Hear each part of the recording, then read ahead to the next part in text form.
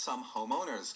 With more and more people living in so-called luxury apartment blocks in city centres across the UK, there's a big market out there for companies that can look after the building, from the garden all the way up to the roof. But some residents have told us that some of the managing agents are ripping them off with ever-increasing monthly fees, all for a rock-bottom service. Reporter Helen Grady is still with me. Helen, remind me what the problem is. Well, I've been speaking to people who've bought into an urban lifestyle that was meant to be low maintenance and hassle-free. They moved into an apartment block which they thought was secure, complete with concierge and CCTV. But they say security was so lax, people were walking in off the street, vandalising the block and even breaking into their flats.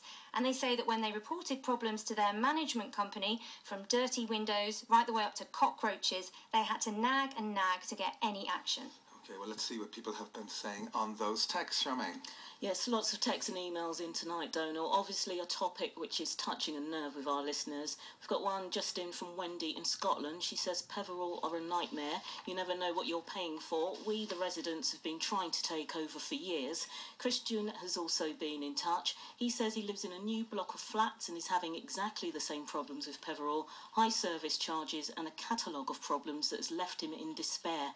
Steve in Birmingham says it's high time that this scandal about so-called management companies was opened up, and Matt has emailed. He and his wife have lived in their flat for 3 years. They pay more than £170 a month in charges to Peverel and seemingly get nothing in return. They say the security in the block is non-existent. He says, good on you for looking into this. Thanks, Charmaine. Now keep those texts and your views coming in. Text us 85058 or email me, donal@bbc.co.uk. Now, Helen, remind us again how much the people we were talking to were paying each year to their managing agent, Peverel. Well, in the block in Stratford I visited in the East End of London, people are paying between £1,400 and £3,000 per flat per year. Peverel say that's a fair price, but one estate agent I spoke to said that for that area, for that price, he'd want the place to look like a hotel.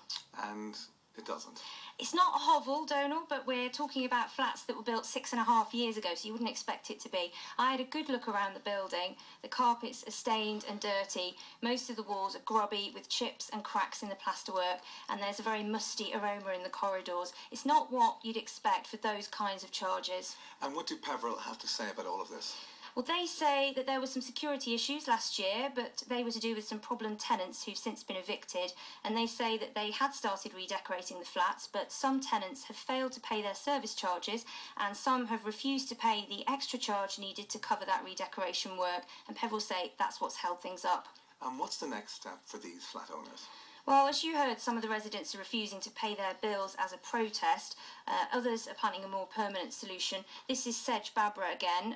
He's lived in his flat since the block opened in 2003, but he hopes not for much longer. I've got no option but to sell up and to move on, I'm afraid. With a young baby to look after now, this isn't a secure place. I'm not confident or comfortable with that. The challenge is that because of the fees, moving on is going to be very, very tough, and it's putting a lot of potential buyers and tenants off from actually moving into this place. The reputation that this block of flats now has amongst estate agents in the area has diminished significantly.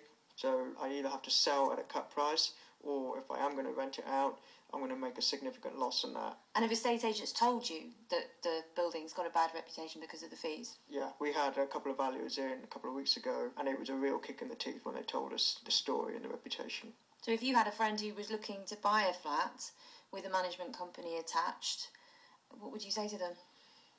I say, well, if that management company is Peverel, don't do it.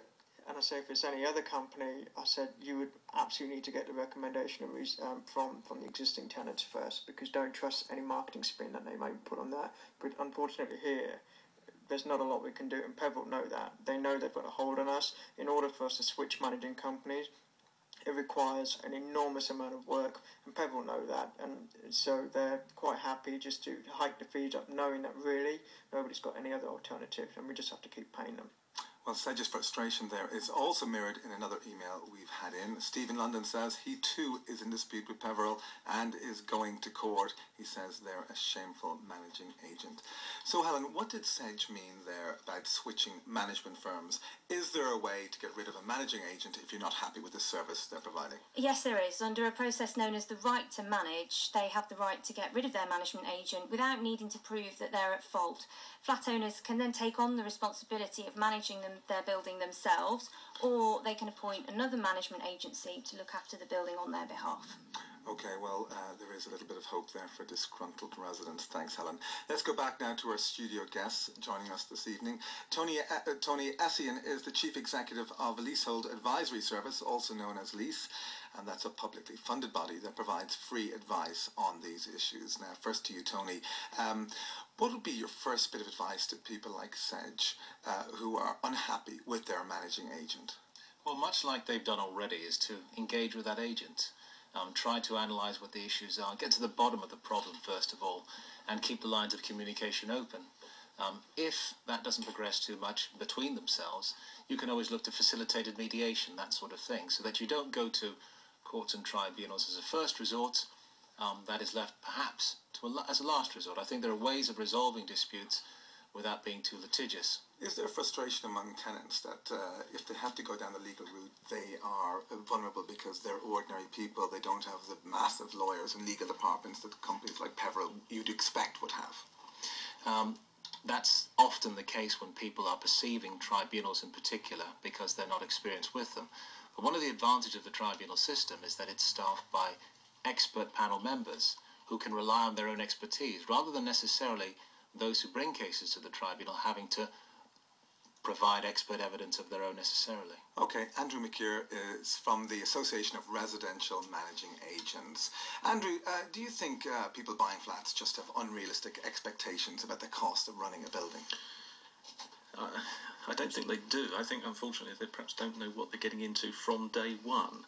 And I think there's two problems there. The first one is that on any new build, there is a temptation from the developers and some managing agents, let's not beat about the bush, to reflect fairly low service charges in the first few years of a development.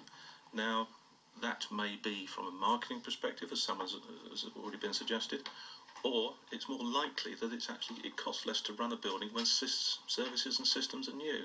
Lifts that are in are probably under 24-month maintenance-free arrangements. Okay, well, Dudley Joyner is also with us. He's founder of the Right to Manage Foundation. And Dudley, what do you think should be done to assist residents in the predicament that we've heard tonight? Well, I agree with Tony that the first step must be to try and engage with the managing agent, and hopefully some of those issues could be resolved. But if they're not, and the abuse continues and there is no satisfaction, then obviously I'm recommending that leaseholders and residents look at Right to Manage as a very easy solution. Okay, well, that's all we have time for in the studio on this debate tonight. Dudley Joyner, Tony Essien and Andrew McIntyre, thank you all very much. Now let us know what you think. Keep the texts and emails coming in. The news is coming up.